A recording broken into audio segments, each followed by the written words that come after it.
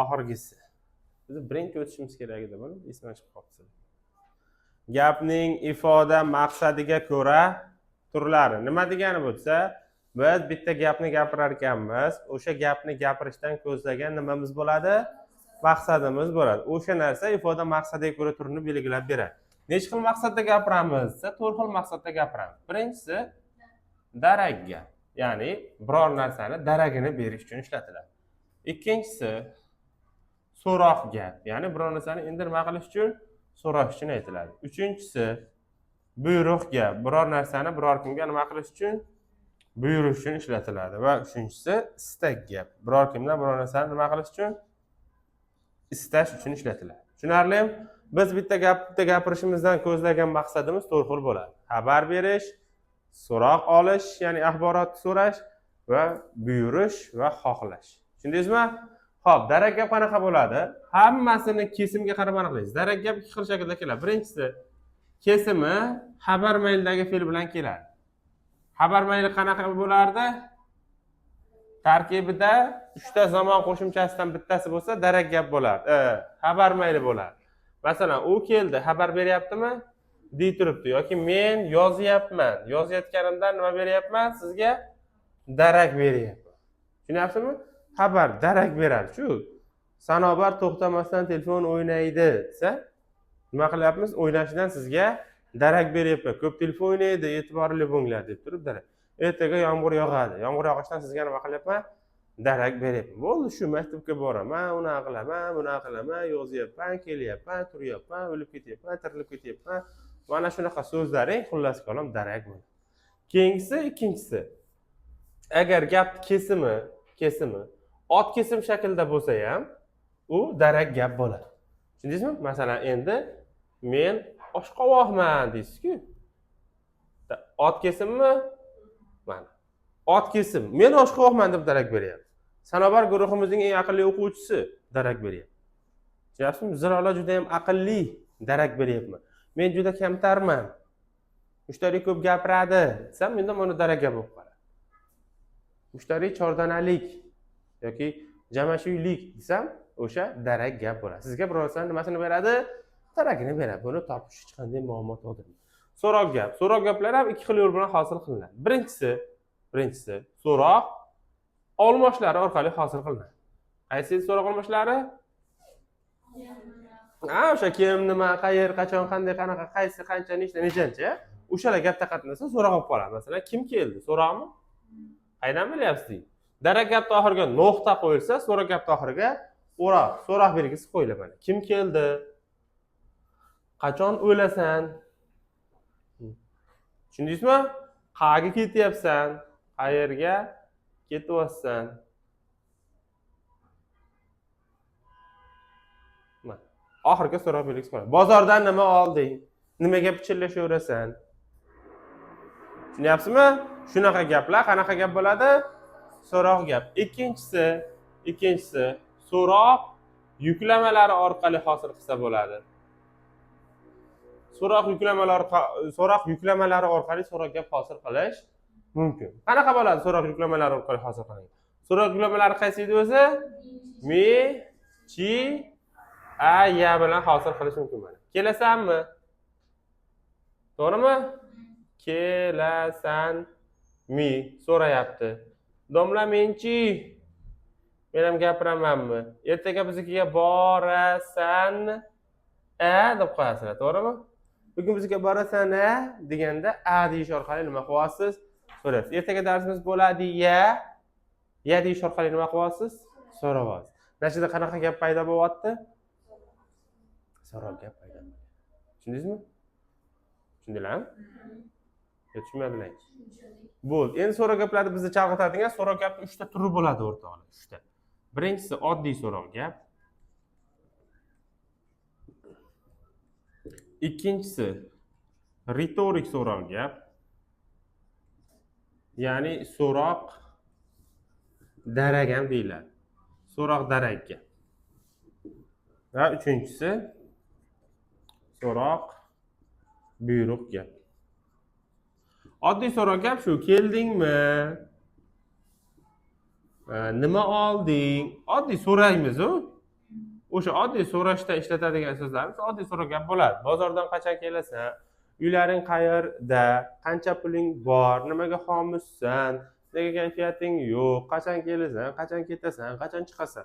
Oddiy so'roq gap. Endi ritorik so'roq gap degani so'roq darak gap bo'ladi. Ular so'roq darak gaplar bekorga so'roq darak deyilmaydi. Shaklan so'roq bo'ladi, lekin mazmunan darak bo'ladi. Tushunyapsizmi? Sizdan kimdir bir narsani so'rayotgandek tuyuladi, lekin aslida bilib turgan bo'ladi. Masalan, o'rtoqlar, shuni menga o'zimga aytsalar, shuni tushuntirib bermasmidim? Tushuntirib bermasmidim desam, sizlardan so'rayapmanmi? Shuni so'rasalaring tushuntirib berarmidim, tushuntirib bermasmidim? To'g'rilachi deyapmanmi? Yo'q, tushuntirib berardim deyapman. Tushunyapsizmi? Yoki bo'lmasam sizdan so'rashadi. "Voy o'rtoqlar, sal vatanga muhabbat qo'yinglar. Axir bu dunyoda kim vatanni sevmaydi?" Mana kim turibdimi? Kim vatanni? Lekin bu yerda kim vatanni sevmaysa, sevsam sevmaysan, sevsam sevmaysan, vatanni sevsam sevmaysan deb so'ramayapman men.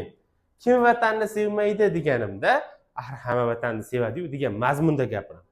Shaklan so'roq, mazmunan darak. Tushunyapsizmi?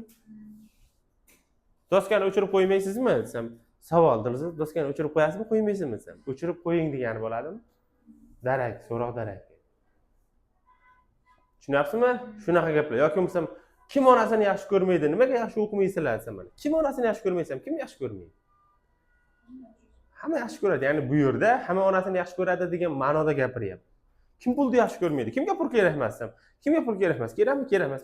Kimga pul kerak emas o'rtoqlar bu dunyoda desam, hammaga pul kerak degan ma'noda. Tushunyapsizmi?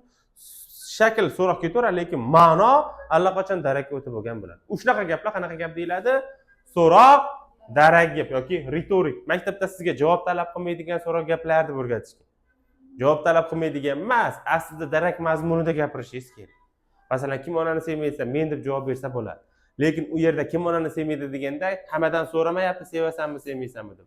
Hamma onani sevadi-yu degan ma'noda gapiryapti. Hozir muzdekgina kola bo'lsa, kim ichmaydi desam, kim ichmaydi? Jasmi ichmaysizmi? Emas, kim ichmaydi deyish orqali hamma ichadi-yu deyotgan bo'laman. Ana o'sha gap, masalan, qizni yozda issiq kunida muzdek konditsionerli xona kimga yoqmaydi desam, kimga yoqmaydi? Emas, hammaga yoqadi-yu degan mazmunda gapiraman. Xuddi shunaqa gapingiz qanaqa gap bo'ladi?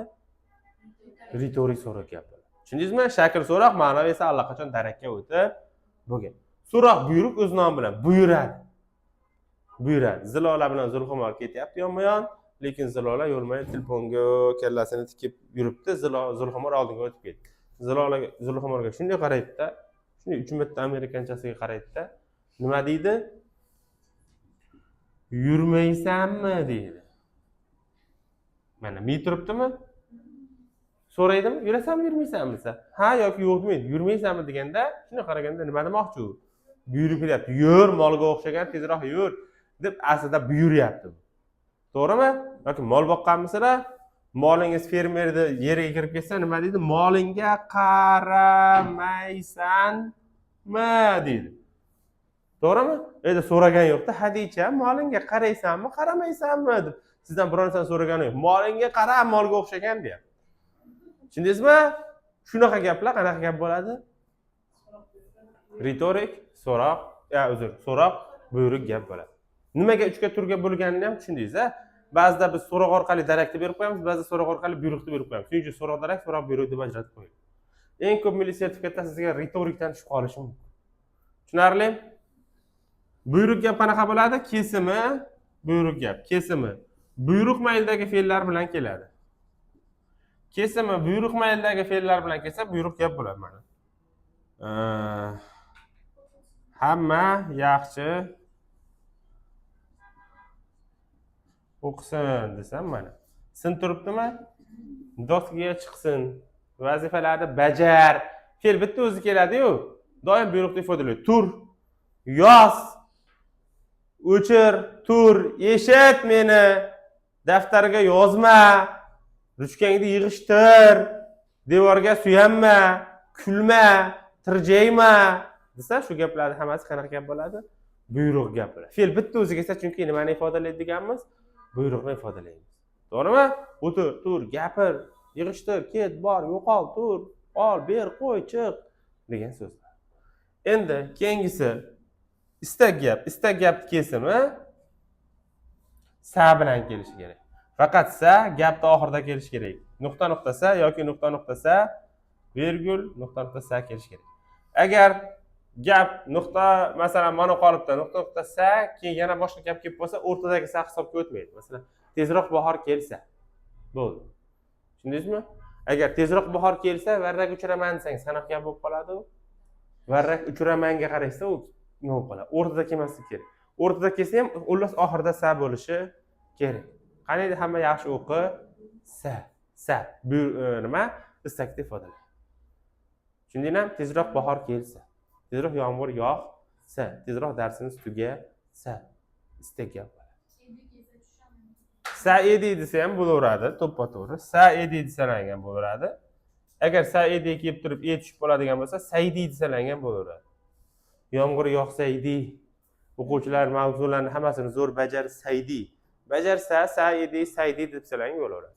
Shu istak gap bo'ladi.